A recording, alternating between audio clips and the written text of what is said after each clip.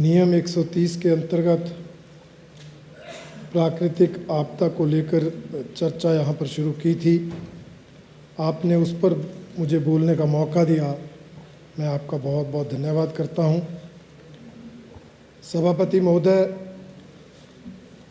इससे पहले जो पंचायती राज संस्थाओं शहरी निकायों चुनाव को टालने को लेकर चर्चा हुई थी नियम 67 में, उसमें भी आपदा की चर्चा बार बार होती रही, क्योंकि चुनाव टालने के लिए डिजास्टर एक्ट अर्थात आपदा का सहारा लिया गया और उस डिजास्टर एक्ट में सरकार ने खुद सारी बातें कबूल की हैं, दोहराने की आवश्यकता नहीं है। उसमें सब कुछ क्लियर लिखा है। 47 स्थानों पर बादल फटे, 98 जगह पर भारी बाढ़ के कारण नुकसान हुआ, 148 स्थानों पर प्रमुख लैंडस्लाइड्स हुए और 283 मौतें हुई, 40 के लगभग लोग लापता हैं, 1817 घर पूर्णतः क्षतिग्रस्त हुए, 8323 घर आंशिक रूप से ग्रस्त हुए और 5426 करोड़ के नुकसान का आकलन उसमें किया गया। अब आपदा आए लगभग 2.5-3 महीने का समय हो गया है, परंतु इस नुकसान की भरपाई अभी तक बिल्कुल नहीं हुई है, ये बोलने की हमें आवश्यकता नहीं है। नियम 67 के अंदर चर्चा का जवाब देते हुए माननीय मुख्यमंत्री जी ने खुद स्वीकार किया, सड़कें अवरुद्ध हैं, रास्ते बंद हैं, हमें राहत प्रभावितों को राहत देनी है, प्रशासन उसमें लगा है, इसलिए हम चुनाव नहीं करवा सकते। इसलिए हमें बताने की आवश्यकता नहीं। ये सरकार ने ही माना है कि 3 महीने में सरकार इस आपदा से निपटने के लिए पूर्णतः विफल रही और कोई एक कदम भी उसके लिए सरकार ने नहीं उठाया है। इसकी पुष्टि हमारा जो बुलेटिन निकलता है उसके अनुसार भी है, जिसके तहत सामने आया है कि अभी लोक निर्माण विभाग की ही प्रदेश में 50 सड़कें अवरुद्ध हैं, क्षतिग्रस्त हैं। 50 सड़कें अभी लोक निर्माण विभाग की ही सड़कों की मरम्मत नहीं हुई। गांव के अंदर, पंचायतों के अंदर लिंक रोड बने हैं, सड़कें बनी हैं, एमएलए फंड से, एमपी फंड से, पंचायतों ने अपने फंड से, उनकी मरम्मत की तो बात ही दूर है। जो पंचायतों से प्रस्ताव आपदा के लिए आए हैं उसमें आपदा राहत राशि मिल नहीं रही है। हम विधायक लोग विधायक निधि से उसमें मदद करना चाहते हैं, विधायक निधि बंद कर दी गई है। सरकार ने प्रावधान किया कि आपदा प्रभावितों के घरों के आगे या पीछे डंगे लगने हम विधायक निधि से पैसा दे सकते हैं। हम उन पैसे के सैंक्शन लेटर जारी कर चुके हैं, ट्रेजरी बंद है, पैसा जा नहीं रहा है। तो सरकार कर क्या रही? आज इस पर प्रश्न चिन्ह सभापति महोदय खड़ा हुआ है कि सरकार आपदा का बहाना लेकर चुनाव तो टाल रही है, परंतु आपदा के कारण हुए नुकसान की भरपाई के लिए कोई कदम नहीं उठा रही। बहुत सी बातें यहाँ पर की गई, हमारे साथियों ने भी की, बड़ी चर्चाएं की गई। हमने ये विशेष राहत पैकेज घोषित कर दिया, हमने वो राहत देने की बात कर दी। दिया क्या है? लोगों को मिला क्या है? मैं नहीं कह रहा, आपके ही सदस्य का प्रश्न है और आपकी ही सरकार का उत्तर है, जिसमें जब पूछा गया कि विशेष राहत पैकेज जो सरकार ने 2023 की आपदा में घोषित किया था, उस 4500 करोड़ के पैकेज में से कितने पैसे जो हैं वो लोगों को, प्रभावितों को दिए गए, तो जवाब आया है 256 करोड़ 57 लाख रुपए। आप 4500 करोड़ का ढोल पीटते रहे, बांटा 256 करोड़ 97 लाख। ये आपकी सरकार का दिया हुआ उत्तर है। माननीय राजस्व मंत्री जो उठकर चले गए, आपदा पर चर्चा है, राजस्व मंत्री नहीं, माननीय मुख्यमंत्री नहीं, कितनी गंभीर सरकार आपदा को लेकर है, इससे आप अंदाजा लगा सकते हैं। इस बार फिर घोषणा की गई, 7 से हमने 8 लाख कर दिया जी। यार घोषणाओं करने से क्या होता है? आपने अखबारों में भी ऐड दे दी, हमने जी आज इन्होंने 13 पॉइंट जो हैं वो यहाँ पर घोषित कर दिए कि हमने आपदा के अंदर विशेष राहत पैकेज में ये भी कर दिया, वो भी कर दिया, परंतु जो असली समस्या है उसका तो उसमें जिक्र ही नहीं है। सभापति महोदय, आपने भी देखा होगा कई जगह लोगों के घर चले गए और घर के साथ साथ जमीन भी चली गई। कई पालंगरियां ऐसी है, गांव ऐसे हैं, 8, 10, 15 घर हैं, वो सारे घर भी क्षतिग्रस्त हुए और स्लाइडिंग इस तरह से हो गई कि वहां पर घर बन भी नहीं सकते। अधिकतर लोग, अधिकतर प्रभावित जिनके घर क्षतिग्रस्त हुए हैं उनके पास जमीन ही घर बनाने को नहीं है। परंतु आपने जो ये अखबारों में ऐड दी है आज, उनमें जमीन देने का कोई प्रावधान नहीं। जमीन उपलब्ध कराने की आपने बात की थी, परंतु इसका मतलब अब आप उस वायदे से मुकर रहे हैं। आवश्यकता है, मुख्यमंत्री तो 1 बीघा जमीन की बात करते थे, यहां तो 2 विस्बे देने का भी जिक्र नहीं है, 3 विस्बे देने का जिक्र भी नहीं। कहां बनाएगा गरीब मकान? मुझे पता है राजस्व मंत्री जवाब देंगे, फॉरेस्ट की लैंड है, FCA का एक्ट है। अरे भाई, सारी लैंड थोड़ी फॉरेस्ट की है, कई जगह कई जमीन और विभागों के पास भी है। जहां पर हमारे एम्स बना वहां 1000 बीघा जमीन पशुपालन विभाग की थी, उनसे लेकर बनाया गया। ऐसे ही प्रदेश में कई जगह विभागों की जमीन होगी, सरकार के नाम जमीन होगी, आवश्यकता है कि उसको ढूंढा जाए। तो क्या सरकार ने उपायुक्तों की ड्यूटी लगाई है, अधिकारियों को निर्देश दिए हैं कि ऐसी जमीन ढूंढी जाए जहां ऐसे प्रभावितों को बसाया जा सके? इस पर कोई विचार नहीं है। प्रमुख समस्या इस आपदा की प्रभावितों के समाधान के लिए उसका कोई जिक्र नहीं। आपने कहा पूर्णतः क्षतिग्रस्त को हम 7 लाख से 8 लाख देंगे, आज की अखबारों की ऐड में 7 का 7 ही लाख लिखा है। आप बोलते हो वाहवाही लूटने को, करते क्या हो? कितने लोगों को आपने राहत दी है, ये आज चर्चा का विषय बना हुआ है। और जो राहत दी जा रही है, सभापति महोदय, बंदर बांट हो रही है, बंदर बांट, पीठ थपथपाई जा रही। हमने मंडी में राहत बांट दी, परंतु राहत किनको बांटी, कितनी बांटी, कैसे बांटी, उसका मैं उदाहरण अपने विधानसभा क्षेत्र से देना चाहता हूं। मेरे श्री नैना देवी जी विधानसभा क्षेत्र में भी बरसात के लास्ट में आपदा आई और लगभग 120-25 घर जो है वो क्षतिग्रस्त हुए और उसमें आधे घर जो थे वो पूर्णतः क्षतिग्रस्त हुए। परंतु विभाग के अधिकारी कर्मचारी, उन्होंने पूर्णतः क्षतिग्रस्त घोषित किए सिर्फ 33। जब मैंने बात की तो कहते हैं वो मकान गिरा नहीं है।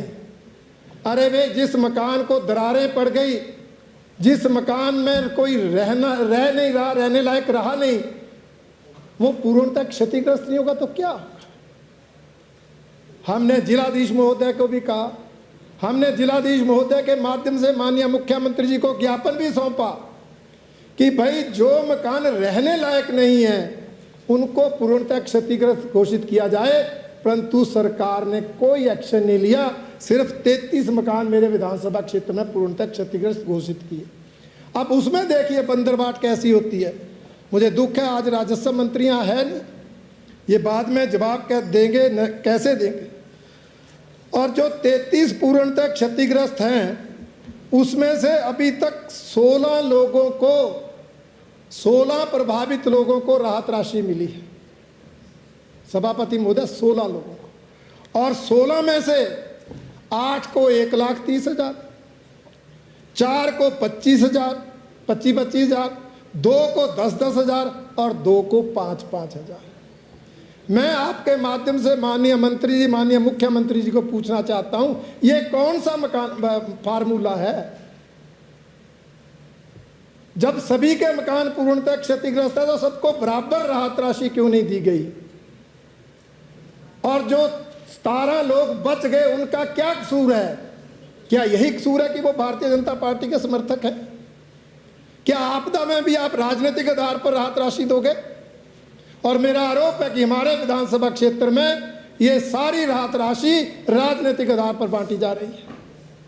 कोई पैमाना नहीं अपनाया जा रहा। पूर्णतः क्षतिग्रस्त की हालत मैंने आपको बताया। आप आंशिक रूप से क्षतिग्रस्त 281 मकान हैं, अभी 32 को राहत मिली है, और 32 में भी आप देंगे तो एक को 25,000, 12 को 10,000, 16 को 5,000 और 3 को 2,000। कौन सा फार्मूला? राजस्व मंत्री जी आए, आपका स्वागत है। मुझे बताइए कि ये आपदा प्रभावित लोगों को राहत बांटने का कौन सा फार्मूला है कि जिसका पूर्णतः क्षतिग्रस्त मकान है 16 को तो दे रहे हैं, 17 को पैसा कोई नहीं दे रहे, जिन 16 को दे रहे उनमें से 8 को 1,30,30,000, 4 को 25,000, 2 को 10,000, 2 को 5,000। आप किस आधार पर आंशिक रूप से क्षतिग्रस्त मकानों को दे रहे हैं? 1 को 25,000, 12 को 10,000, 16 को 5,000 और 3 को 2,000। 281 में से मात्र 32 लोगों को राहत। ये क्या पैमाना है? और मेरा आरोप है कि ये सारा राजनीतिक आधार पर हो। इसलिए सभी सभापति महोदय, सदस्य कह रहे थे माननीय चंद्रशेखर जी, आपदा के लिए हम भी उतने गंभीर हैं, आप भी उतने गंभीर हैं, सबकी मदद होनी चाहिए, परंतु आपके जो ये कारनामे हैं उनसे कहीं ये नहीं दिखता कि आप जो हैं सबकी मदद कर रहे हैं। इसके अलावा सभापति महोदय, कहा जाता है केंद्र से कोई पैसे नहीं मिले। अब केंद्र से जो मिला इनके सामने, इनके ही प्रश्नों के उत्तर हैं, मैं तो नहीं दे रहा। इनके ही सदस्य ने पूछा है, इनके ही मंत्री जवाब दे रहे हैं।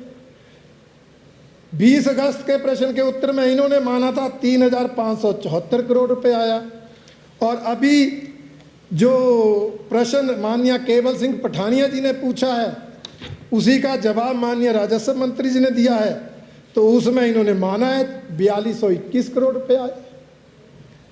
फिर आप कहते कुछ नहीं आया है, फिर आप कहते फेडरल स्ट्रक्चर है। फिर ये तो बोलो फेडरल स्ट्रक्चर होते हुए भी इतना आया है। और उसके अलावा मैं ये भी बताना चाहता हूँ कि इस बार SDRF में 552 करोड़ आ चुके हैं। इस बार PDN में 451 करोड़ अलग से आ चुके हैं। राशि जो माननीय जयराम जी ने बताई वो 52 करोड़ के लगभग पहुंच चुकी है। आप फिर भी कहते हैं, फिर आप कहते हैं जी हमें तो प्रधानमंत्री जी का 1,500 करोड़ चाहिए। आपने किया क्या? प्रधानमंत्री जी ने तो बोला था स्कूलों की जियो टैगिंग करो, करी आपने? प्रधानमंत्री जी ने कहा था जो आप साथ क्षतिग्रस्त बिल्डिंग्स हैं उनके जियो टैगिंग करो, जहां जहां नुकसान हुआ जियो टैगिंग करो। सरकार ने उस दृष्टि से कोई कदम नहीं उठाया। किस मुंह से आप आलोचना कर रहे हैं?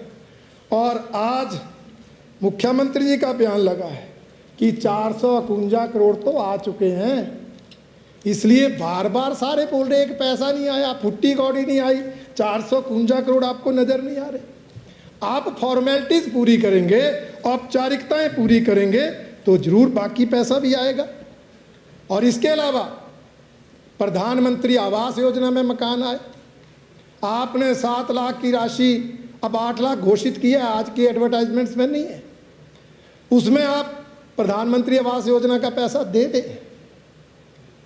आप 4500 करोड़ का पैकेज अपने नाम चढ़ रहे हैं, 7 लाख देना ये कह रहे हैं, खुद दे रहे हैं, 1,30,000 वो, और जो नरेगा के 95 देना है 25-30,000 वो भी बनता है, वो इससे जा रहा है। और मैं बताना चाहता हूँ 2024-25 में प्रधानमंत्री आवास योजना के अंतर्गत 99,881 घर मिले, जो कि 578 करोड़ 30 लाख रुपए।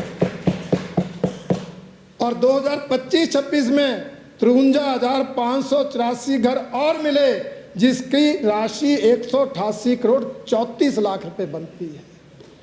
इन 2 सालों में 1,53,465 घर प्रधानमंत्री आवास योजना में 766 करोड़ 64 लाख की धनराशि के आ चुके हैं।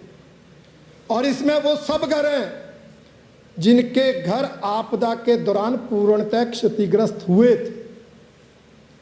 इसलिए आप कैसे मना कर रहे हैं?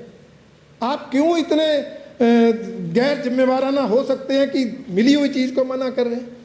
और अभी ये 2 दिन पहले की खबर है, प्रदेश में आपदा पीड़ितों के लिए 10,180 मकान और मंजूर। आप फॉर्मेलिटीज पूरी करिए, ये मकान और आपके लिए स्वीकृत हो गए हैं। इससे ज़्यादा और क्या चाहते हैं?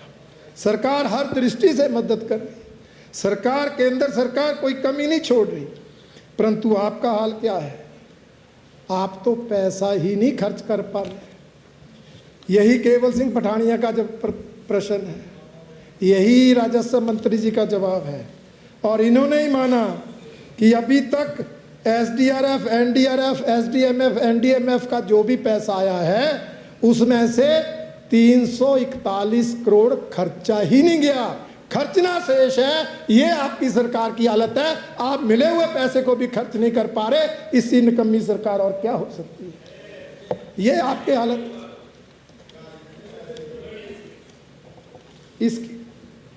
इसके अलावा सभापति महोदय, प्रधानमंत्री ग्राम सड़क योजना में पैसा, जो सड़कें क्षतिग्रस्त हुई है वो उसमें अपग्रेडेशन में जो पैसा आया 2643 करोड़ एक पर आया।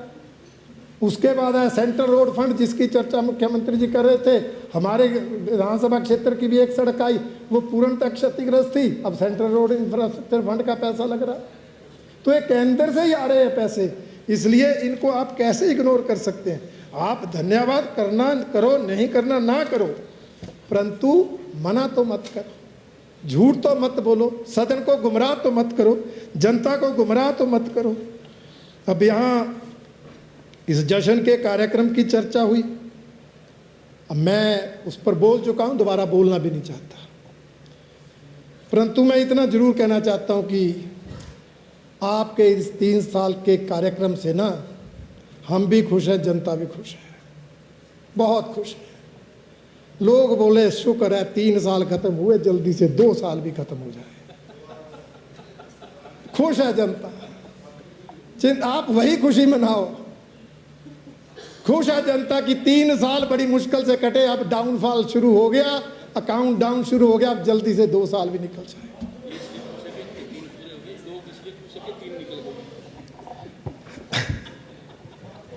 आप इसलिए खुश है 3 पूरे हो गए, जनता इसलिए खुश है 3 निकल गए, जैसे तैसे 2 भी निकल जाएंगे। सो अध्यक्ष, सभापति महोदय, ये हालत इस सरकार की है। ये कहते हैं हमने दौरा किया, उसने दौरा किया, केंद्र से 7 मंत्री आए, 7 मंत्रियों ने दौरा किया।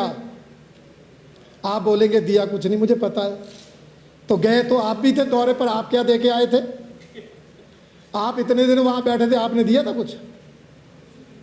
बाकी मंत्री के दौरे पर, मंत्री के दौरे पर देखने जाते हैं, सुपरवाइज करने जाते हैं, आकलन करने जाते हैं, और उन मंत्रियों का आकलन था कि पूरे देश के भारतीय जनता पार्टी शासित राज्यों से आपको राहत राशि आई, हर 5 प्रशासित राज्यों का। पर मैं एक बात पूछना चाहता हूं केवल सिंह पठानिया जी, अब मुख्यमंत्री जी तो है नहीं,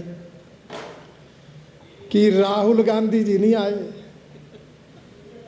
प्रियंका गांधी जी नहीं आई, घर तो प्रियंका जी का हिमाचल में है, इलेक्शन के दिनों में कहते हैं हम हिमाचली हैं, हमारा घर हिमाचल है, परंतु आपदा से ग्रस्त लोगों के आंसू पहुंचने का समय ना राहुल गांधी को मिला, ना प्रियंका गांधी को मिला, ना किसी और राष्ट्रीय नेता को मिला। जबकि हमारे केंद्रीय मंत्री भी आए, राष्ट्रीय अध्यक्ष भी आए, सांसद भी आए, और आदरणीय प्रधानमंत्री जी भी आए, जो आपको सौगातें देकर गए। इसलिए आलोचना करिए तो सोच समझ कर करिए, अपने नेताओं की तरफ देखिए।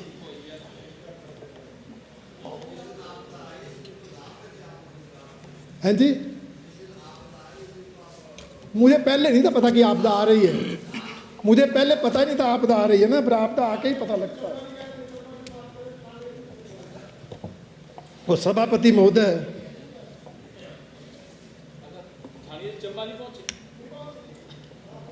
अब मैं ये कहना चाहता हूँ, ये तो आपदा संकट है, वैसे तो ये सरकारी आपदा है, और यह सरकार आपदा के संकट के कारण संकट में है, परंतु कुछ संकट सरकार खुद खड़े करेगी और सबसे बड़ा संवैधानिक संकट खड़ा हो रहा है। सभापति महोदय, अभी डिजास्टर एक्ट के कारण इन्होंने चुनाव स्थगित किए। मैं बोलना चाहता हूं, मैं भी डिजास्टर मैनेजमेंट अथॉरिटी का वाइस चेयरमैन रहा। Disaster management authority statutory body है, वैधानिक संस्था है। चुनाव आयोग संवैधानिक संस्था है। गलत कहा? राजस्व मंत्री जी ठीक कह रहा हूं ना? संवैधानिक संस्था है, क्योंकि भारत के संविधान के 73वें संशोधन के बाद राज्य में जो है वो भारतीय निर्वाचन आयोग का गठन हुआ था। यह संवैधानिक संस्था है, संविधान के संशोधन के बाद बनी है। और जो आपदा की हमारी संस्था है वो एक वैधानिक संस्था है, वो सरकार ने विधानसभा में एक्ट करके पास करके बनाई है। तो मुझे जवाब ये दीजिए, क्या वैधानिक संस्था संवैधानिक संस्था को आदेश दे सकती है? क्या स्टैच्यूटरी बॉडी कॉन्स्टिट्यूशनल बॉडी को ऑर्डर कर सकती है? और आपने ये जो ऑर्डर किया हुआ है 8 अक्टूबर का, ये आपके गले पड़ने वाला है। और जो भाषण माननीय, मैं उस दिन क्लैरिफिकेशन मांगता रहा, मुझे क्लैरिफिकेशन नहीं दी गई। मैं आज भी माननीय मुख्यमंत्री से पूछना चाहता हूं कि आप कैसे आदेश दे सकते हैं निर्वाचन आयोग को? आप रिक्वेस्ट कर सकते हैं, आप अपनी समस्या रिकमेंड कर सकते हैं, आप ऑर्डर नहीं कर सकते। आप इस तरह सरकार और चुनाव आयोग के बीच टकराव पैदा करके एक संवैधानिक संकट प्रदेश में खड़ा कर रहे हैं। मैं कहना चाहता हूं, चुनाव नहीं करा सकते, नहीं कराइए, वो आपकी मर्जी। हम तो चाहते थे समय पर चुनाव। ये लोकतांत्रिक व्यवस्था है, संविधान के अंदर की व्यवस्था है।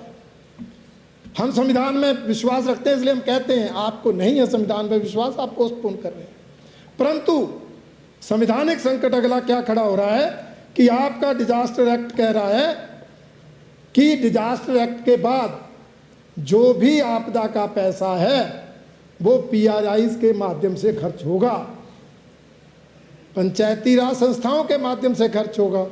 और आप या तो उन संस्थाओं को उनकी तिथियां पूरी होने के बाद कंटिन्यू रखें, तो बताएं यहाँ हाउस में, क्या पंचायतों के प्रधान, उप प्रधान, जिला परिषद, बीडीसी, चेयरमैन, वाइस चेयरमैन, नगर परिषदों के अध्यक्ष, उपाध्यक्ष, क्या वो अपनी जो डेट एक्सपायर हो रही है जनवरी में, 18 जनवरी शहरी निकायों की, 31 जनवरी पंचायती राज संस्थाओं की, क्या उसके बाद वो कंटिन्यू होंगे? क्या वो उसके बाद अपने पदों पर रहेंगे? अगर नहीं रहेंगे तो ये आपदा का पैसा कौन खर्च करेगा? किसको अधिकार है? एक संकट आने वाले समय में खड़ा होने वाला है, जिसकी ओर सरकार का मैं ध्यान दिलाना चाहता हूं। इसलिए या तो आप हमारी बात मानिए कि चुनाव कराइए, या फिर जो भी चुने हुए लोग हैं उनको तब तक कंटिन्यू किया जाए जब तक अगले चुनाव ना हो, ताकि आपदा का भी, विकास का भी सारा पैसा उनके माध्यम से खर्च हो। ये मांग भारतीय जनता पार्टी इस हाउस में करना चाहती है। इसके अलावा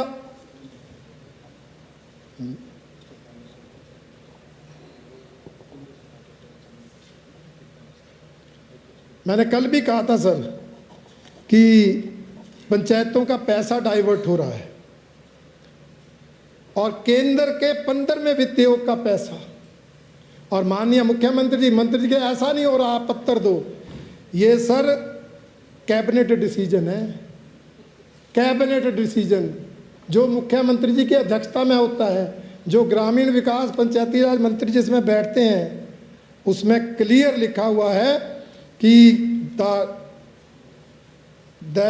on the affirmation subject it is to inform you that with respect to transfer of tide grant of 50th Finance Commission for operation and maintenance of drinking water supply schemes and collection of user charges, detailed guidelines were issued on to जल शक्ति विभाग। ये जल शक्ति department को पैसा divert, ये हालत इस सरकार की है। और दूसरा अध्यक्ष महोदय, सभापति महोदय, मैं कहना चाहूँगा, बहुत सी बातें मेरे साथियों ने कही है, मैं रिपीट नहीं करना चाहता। एक तो ये है कि 2023 में भी आपदा आई, 24 में भी थोड़ी आई, 25 में तो बहुत ज़्यादा आई। परंतु इस सरकार ने आपदा से सीखा कुछ नहीं। आवश्यकता थी कि सरकारी स्तर पर कोई विवेचना होती, कोई चिंतन होता कि इस आपदा का कारण क्या है, प्राकृतिक आपदा बार बार क्यों आ रही है। ये ठीक है, हम बोलते हैं ग्लोबल चेंजेस हैं जी, जो हमारी ग्लोबल वार्मिंग हो रही है उससे बादल फट रहे हैं जी, क्लाउड बर्स्ट हो रहे हैं जी। परंतु हमें रिसर्च करके कहीं ना कहीं तो ये पता करने की कोशिश करनी चाहिए कि क्या क्लाउड बर्स्ट का पूर्वानुमान लगाया जा सकता है। जैसे बरसात का पहले पूर्वानुमान लगता है, तो क्या क्लाउड बर्स्ट के दिन का, स्थान का कुछ पूर्वानुमान लग सकता है? कोई रिसर्च नहीं हो रही, कहीं कोई शुरुआत नहीं हुई। हमने 2-2, 3-3 बार यहाँ कह दिया। Please wind up. आपदा के प्रमुख कारण अवैध कटान, अवैध खनन, अवैध निर्माण। परंतु इन तीनों को रोकने के लिए सरकार क्या कर रही है? सरकार अवैध कटान को भी बढ़ावा देती है, अवैध खनन को भी बढ़ावा देती है, अवैध निर्माण को भी नहीं रोकती। ये प्रमुख कारण आपदा के हैं। हम बार बार बोलते हैं आप खनन की नीति बनाओ, हम नहीं कहते खनन को रोको। खनन बंद होगा तब भी नुकसान होगा, पर जरूरत से ज़्यादा होगा तो भी नुकसान होगा। इसलिए साइंटिफिक ढंग से खनन हो, उसकी कोई नीति बने, खड्डे ऑक्शन हो जाएं, तय हो जाए इतने फुट तक खनन होना है। आपको भी पैसा आएगा, जो आप संकट में है, आर्थिक संकट में, उसमें भी कुछ सुधार होगा, लोगों को भी राहत मिलेगी। ये जो गोलियां चल रही हैं उन्ना में, इसको भी रोकने में सफलता मिलेगी। परंतु सरकार, पता नहीं अब उद्योग मंत्री जी खनन को अपना विषय मानते हैं कि नहीं मानते हैं, इस पर कोई विचार सरकार नहीं कर रही है। अवैध कटान रुकने की बजाय बढ़ रहा है, शरेआम हो रहा है और सत्ताधारी दल के कर्णधारों के संरक्षण में हो रहा है। कहीं कोई रोकने की व्यवस्था नहीं है।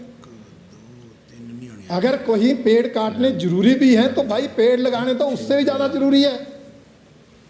उसके लिए सरकार क्या कर रही है? कुछ नहीं कर रही है। हमने बार बार कहा कि भाई आप प्लेन का डेवलपमेंट मॉडल पहाड़ों पे नहीं चल सकता। हमें हिमाचल में separate development model for hills develop करना पड़ेगा। पहाड़ों के लिए अलग से विकास मॉडल निर्धारित करना पड़ेगा। सरकार उसमें इनिशिएटिव ले, जो इसमें रुचि रखते हैं उनको बुलाए। बहुत से लोग समाज में हैं, आप हमें भी उसमें कंसल्ट करना चाहते हैं, हम भी अपने विचार देने को तैयार, परंतु तय तो करें कि क्या हम इस आपदा से बचने के लिए कुछ इच्छा शक्ति तो जाहिर करें। आप कोई एक काम भी सरकार ने ऐसा नहीं किया है कि आपदा से रोकने के लिए कुछ करना है, कुछ प्रायर योजना बनानी है, कुछ कदम उठाने हैं।